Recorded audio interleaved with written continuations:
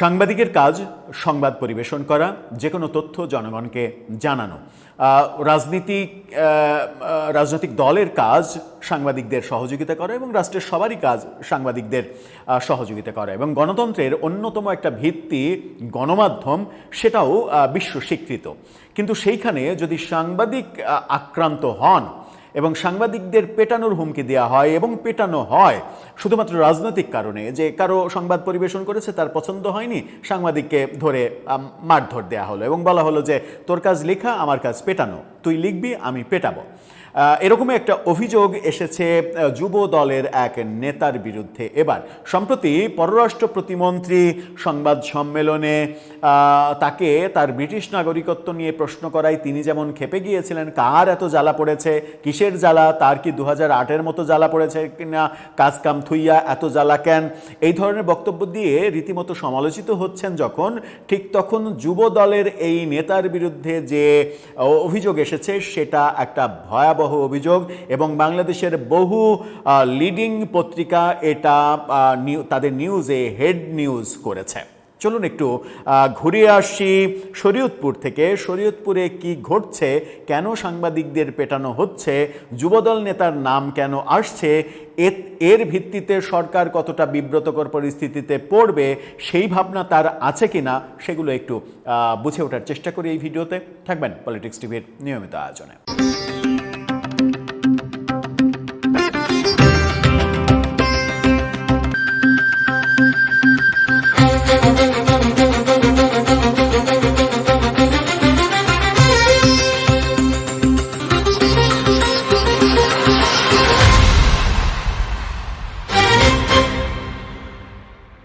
দর্শক, বলছিলাম শরীয়তপুরে সাংবাদিকদের মারধর করার ঘটনা ঘটেছে এবং অভিযোগ এসেছে যুবদল নেতার বিরুদ্ধে এবং তিনি যে মন্তব্য করেছেন সেটা কোনোভাবেই গ্রহণযোগ্য মন্তব্য নয়। আমরা দুদিন আগেই দেখলাম যে উত্তরবঙ্গে এক বিএনপি নেতা আওয়ামী লীগের এক নেতার বাড়ি দখল করে তিনি দল থেকে বহিষ্কৃত হয়েছেন। দল তাকে ওন করেনি, বহিষ্কার করেছে এবং প্রাথমিক সদস্য পদ থেকেও বহিষ্কার করেছে। এই ধরনের সাংবাদিক পেটানোর এই ধরনের ঘটনা আসার পরেও, 24 ঘন্টা পেরিয়ে যাওয়ার পরেও এই নেতার বিরুদ্ধে দলীয় কোনো সিদ্ধান্তের খবর আমাদের কানে এখন পর্যন্ত আসেনি। কি বলছে গণমাধ্যম? চ্যানেল 24-এর এই শিরোনামটা দেখলেই বুঝতে পারবেন। সেখানে বলা হচ্ছে, তোমরা লিখবা আমরা পেটাবো, 3 সাংবাদিককে মারধরের পর যুবদল নেতার হুমকি। কি আশ্চর্য ব্যাপার, তোমরা লিখবা আমরা পেটাবো, মানে তোমার লেখা আমার বিরুদ্ধে গেলেই তোমারে আমি পিটাবো।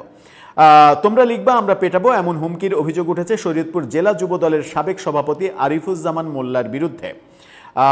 মঙ্গলবার অর্থাৎ গতকালকে জেলা প্রশাসকের কার্যালয় চত্বরে পেশাগত দায়িত্ব পালনের সময় 3 সাংবাদিককে মারধরের অভিযোগ উঠেছে তার নেতৃত্বে থাকা সমর্থকদের বিরুদ্ধে।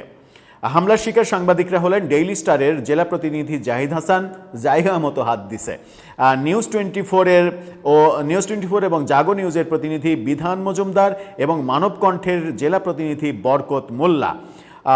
ডেইলি স্টার এবং নিউজ 24 বড় 2টা মিডিয়া গ্রুপকে টাচ করেছেন এই নেতা। আমার মনে হয় না যে তার আর পদে থাকা সম্ভব হবে। যাই হোক, মঙ্গলবার সকাল 10:30টার দিকে শরীয়তপুরের সর্বস্তরের জনগণের ব্যানারে বিএনপির একটি পক্ষ জেলা প্রশাসকের কার্যালয়ের সামনে বিক্ষোভ মিছিল এবং সমাবেশের আয়োজন করে। কর্মসূচির ছবি, ভিডিও ধারণ এবং তথ্য সংগ্রহ করতে যান সেখানে সাংবাদিকরা। অভিযোগ, এ সময় আরিফুজ্জামান মোল্লার নেতৃত্বে কয়েকজন সাংবাদিকের ওপরে হামলা করা হয়। জাহিদ হাসানের অভিযোগ, বিক্ষোভ মিছিলের ছবি ও ভিডিও ধারণের সময় আরিফ মোল্লা ও তার সহযোগীরা তাকে মারধর করেন এবং ক্যামেরা ছিনিয়ে নেয়ার চেষ্টা করেন। পরে স্থানীয় লোকজন ও আইনজীবী তাদেরকে উদ্ধার করেন। বিধান মজুমদার বলেন, জেলা প্রশাসকের কার্যালয়ের নিচতলা থেকে দোতলায় ওঠার পথে আরিফ মোল্লা ও তার সহযোগীরা তাকে চড় থাপ্পড় এবং লাথি মেরে ভবন থেকে বের করে দেন। অভিযোগের বিষয়ে আরিফুজ্জামান মোল্লা বলেন, আরও তো মারবো, শুধু এখন না। চিন্তা করা যায়, আরও তো মারবো, শুধু এখন না। আমার বিরুদ্ধে অনেকে অভিযোগ দিতে পারে, অনেকে লিস্টে আছে, সন্ধ্যার মধ্যে আরও খবর পেয়ে যাবা, তোমরা লিখবা আর আমরা পিটামু। এর আগে শরীয়তপুর প্রেস ক্লাবের সীমানা প্রাচীর ভেঙে ফেলার অভিযোগে জেলা প্রশাসকের প্রত্যাহারের দাবিতে বিক্ষোভের ঘটনাকে কেন্দ্র করে সাংবাদিকদের সঙ্গে বিএনপির একটি পক্ষের বিরোধ তৈরি হয়।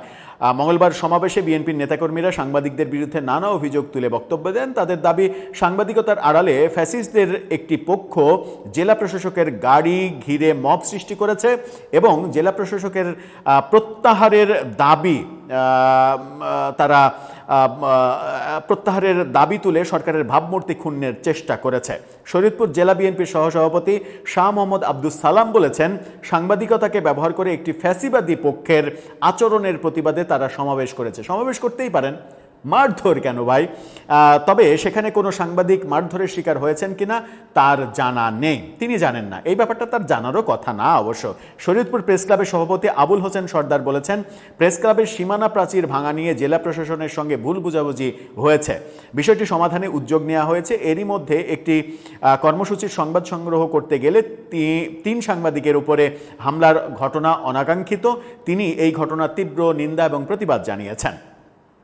এদিকে সাংবাদিকদের উপরে হামলার অভিযোগ এবং যুবদল নেতার প্রকাশ্য হুমকির ঘটনায় স্থানীয় সাংবাদিকদের মধ্যে ক্ষোভ তৈরি হয়েছে। প্রেস ক্লাবের জমি নিয়ে জেলা প্রশাসনের সঙ্গে বিরোধের সূত্রপাত হয় সম্প্রতি। সাংবাদিকদের দাবি, 1998 সালে জেলা প্রশাসন প্রেস ক্লাবের নামে 14% জমি বরাদ্দ দেয়। এগুলো হতেই পারে, সাংবাদিকদের জায়গা নতুন জায়গা হস্তান্তর, এগুলো হতেই পারে, কিন্তু সাংবাদিকের উপরে হামলার অভিযোগ এবং যুবদল নেতার প্রকাশ্য হুমকি বিষয়ে পালং মডেল থানার ভারপ্রাপ্ত কর্মকর্তা শাহ আলমের সঙ্গে মোবাইল ফোনে যোগাযোগ করার চেষ্টা করা হলেও তিনি ফোন ধরেননি।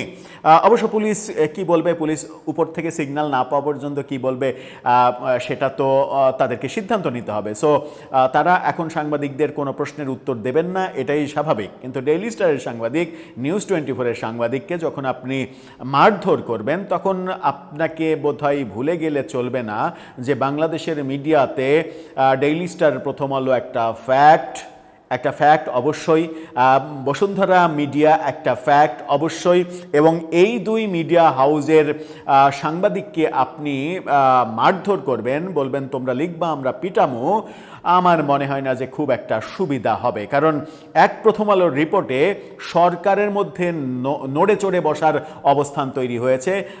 পররাষ্ট্র প্রতিমন্ত্রীর নাগরিকত্ব নিয়ে প্রকাশিত প্রথম আলোর রিপোর্ট কিন্তু সরকারের মধ্যে এক ধরনের নাজেহাল অবস্থা তৈরি করে ফেলেছে। সুতরাং প্রথম আলো যেহেতু সরকারের মধ্যেই একটা কাঁপুনি তৈরি করতে পারে, সেহেতু একটা এলাকার, একটা জেলার যুবদলের একজন সাবেক নেতা এতটা বাড়াবাড়ি করবেন এবং সেই বাড়াবাড়ি করে তিনি রাজনীতিও করে যাবেন, এটা বোধহয় খুব একটা মানানসই হবে না। কিংবা যা হলো, যুবদলের এই নেতা যা করলেন, এটা বিএনপি সরকারের জন্য মারাত্মক ক্ষতির কাজ করলেন এবং আমার মনে হয় যে দল থেকে তার বিরুদ্ধে ব্যবস্থা গ্রহণ হতেই পারে। এখন যে পরিস্থিতি তিনি তৈরি করেছেন, এই ঘটনা যদি তারা ঘটাতে থাকেন, তাহলে আওয়ামী লীগকে দোষারোপ করা, শেখ হাসিনা সরকারকে দোষারোপ করার যে ব্যাপারগুলো, সেই কাজগুলো করার নৈতিক অধিকার বোধহয় সরকার হিসেবে তারা হারিয়ে ফেলবেন।